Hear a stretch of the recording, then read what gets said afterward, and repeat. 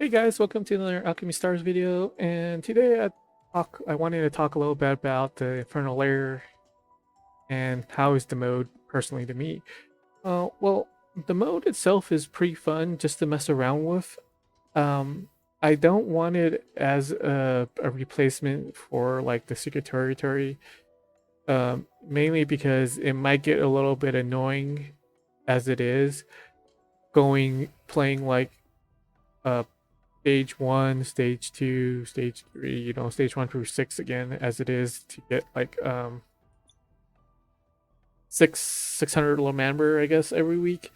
The reward is decent for what it is though, but like doing it every week could kind of get annoying though. But the only other side to it is that the current secret territory right now is pretty much more or less the same thing, but you get two pulls out of the shop and stuff like that, so they could like mix around and match it, I guess.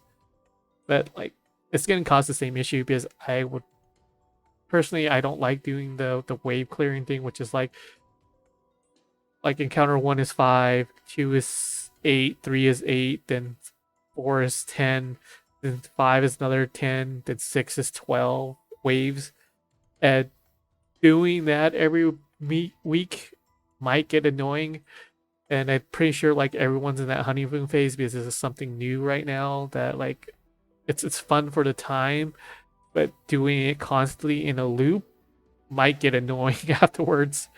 And is and I guess in a sense that if it does go through, then you have to do like the lair rewards, and once you clear that thing out, you're pretty much done with this. Then the same thing for talent mastery. Once you max out everything here, you know, you'll have it for the rest of the thing. But yeah, but that initial grind is probably gonna annoy some people off though. Um, the only thing I want from Infernal Lair, you could say, is maybe if it's the same little mode, but without the relics or anything else. And what I mean by that is just like the lair condition stage features and stuff like that don't have any of that stuff. Just have one lair mode and let us select how many uh waves we want, what bosses and stuff like that in between it, or just have it as a one wave thing where we can mess around with it. Just have it as a static testing ground is what I'm trying to say. Is kind of what I wanted from this, was just a testing ground where all the Aurorians are all maxed out and stuff like that, so we can mess around with it. And maybe if they could allow us to toggle some stuff for the Aurorians, like breakthrough 3, breakthrough 0, max breakthrough settings, and then like I guess levels, maybe, I don't know. And just some extra stuff like toggling and stuff like that, so we could actually mess around, so we could play test with teams and stuff like that. I think that's what the majority of people want. It's just a playground testing area so they could test out team comps and stuff like that. And the rewards right now are just a little extra benefit though, but like as I said before, doing it every single week might be a little bit annoying. All in all, like the reason why I didn't like the thing is because I should say the Aurora time itself, where we can't enter Aurora time because some of the features on a unit need to be triggered in the Aurora time. Goalie is a perfect example of that. It's a sense that one of her things at Breakthrough 6 is that if you enter Aurora time, the enemy units that they're on the field, she could actually phase through them without them being standing on like a green tile or an enhanced tile. She could just automatically phase through them. So, and how this mode is set up, because it's like waves after waves of enemies, like 1 through 3. Then you fight a battle on like a boss battle on like wave 4 or something like that. That's how the thing is set up. So it's kind of meant to showcases, I guess, Goldie's strongest points though. But since you can't enter Aurora time, it kind of like knocks it down a little bit. And it's also the same thing for Bethlehem. Just one of her features is to, like, if she enters Aurora time, her equipment triggers. And I kind of wanted to test to see if I enter Aurora time, then trigger her active afterwards, will it stack like a 10% on top that 10%, you know? So that was a little thing I wanted to test, or is this going to be one static buff where we don't get a stack on top of it? I could probably test it out in like just a regular mode though, but it's like it's kind of annoying to trigger because I don't have her at breakthrough 3 or something. But and to see if it's actually worth it for me to actually chase Bethlehem's breakthrough 3, I guess if it does function a little bit as the way I think it in my head, that like she'll gain like a 20% instead of like a 10%. So that's something I was just thinking in my head though, but yeah. All in all, like if you easily want to clear this thing, the best units to actually clear it with are actually the Thunder team. Just because they have like a lot of the stacking mechanics. What I mean by that is like every single turn they get like a buff or something like that to add to their passive counter. Like Iridon's, for example, for every single like time you guys step on a prismatic tile, she gains a stack for her attack and stuff like that. So it's like 3%. So eventually she'll get up there. Ravi is the same thing every single time, like around her ends or something like that. She gains a stack. Luke's the same way, stacking stuff. Reinhardt's pretty much the best at it because every single round she gains 1 stack up to Nally. And she can stack up to 20, and that's like an extra 60% attack boost at the end of it all. Then once like you activate her thing, she'll stack an extra 5 on top of the 20. So Requiem was probably the best unit for this mode. Because like every single turn she gains like 5 stacks of her active skill, and around like 30 to 35 stacks, if once you cast it at that amount, it'll just wipe out the whole entire field for the creature. So she's really good at wave clearing. Same thing for Eve. Since Eve got that new buff, is like her new passive is that every single time she attacks a unit and on 10 stacks, she'll hit the whole, she basically casts like a little lightning strike to hit the whole entire field. So yeah. And then the same thing for ulti. Every single 9 stacks basically casts out the whole entire field. Beverly's good at this mode too, just because of her chain combo. If she hits a unit in her line, it kind of does a change reaction if they're standing next to another mob.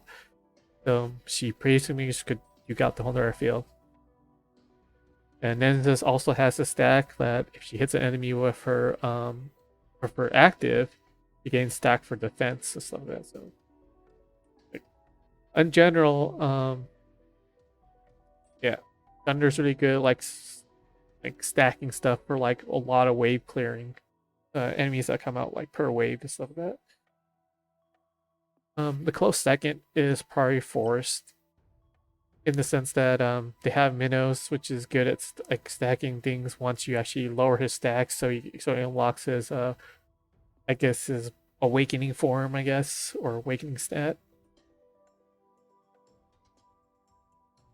And Lenora is good also because of her sanity thing, and her passive is like she pretty much strikes everybody on the field, depending on her HP. So yeah, that's good for like just clearing like simple mobs and stuff like that. And Barton would go like really crazy here. Because this thing's also like every single time he auto attacks, he gains a stack, and he could probably put him in permanent mode, I guess, for it. And Goldie is the same thing, casting all the other stuff, stacks on stacks. So yeah, third will probably be Fire because they have Forest Fire, and she just basically gains stacks like every round and stuff like that. And she kills the enemy of her active, she actually gains like a 50% refund on killing the enemy. So eventually you could just spam and start knocking down the enemies. And her blast breakthrough is that she gains 30% attack every single time she casts her ulti, or not her ulti, her active skill. That's why she's really strong here. And same thing for Carlene. Basically hit an enemy, gain the stack back, and keep going vice versa. Stuff like that. So then I think the weakest element in this mode is probably water. That's because they don't have a good stacking unit, I guess. Unless you count Fia, but Fia's like you have to wait like 10 turns. And the problem that I have with water right now is they don't really have a good burst one churn. I guess they do, but their follow up is really really bad because of their high cooldown on on the on the crackback, I guess, after the initial burst is. And it says they can't use the Aurora time to actually save themselves after hitting the enemies, like wasting all their active skills, I guess, for that initial churn. They don't have like a really good follow up for the thing. And since the every stage like the mobs gets like you get pretty much mob flooded in. If a mob standing on top of like Azur's little thing, you can't activate it at all, so you have to reposition it every single thing. And Bethel's thing's the same thing. It's like she puts a little dog thing out though, but if they walk on it, she basically gets removed, and you have to recast it. So yeah. Regal is this basically a one turn burst, and once you use it, you have to wait like a very long time before you get it back. Like they're good at staying alive until you have to hit that burst turn, and that's what I feel is what mainly the water team is designed for, is to have like a good turn one burst, but then all the following turns afterwards, you're just slowly building it back up until you get that burst turn back again before you could like I guess kill the enemies pretty much. You could say that about like any team though, but I think water is kind of like the main source of the issue itself.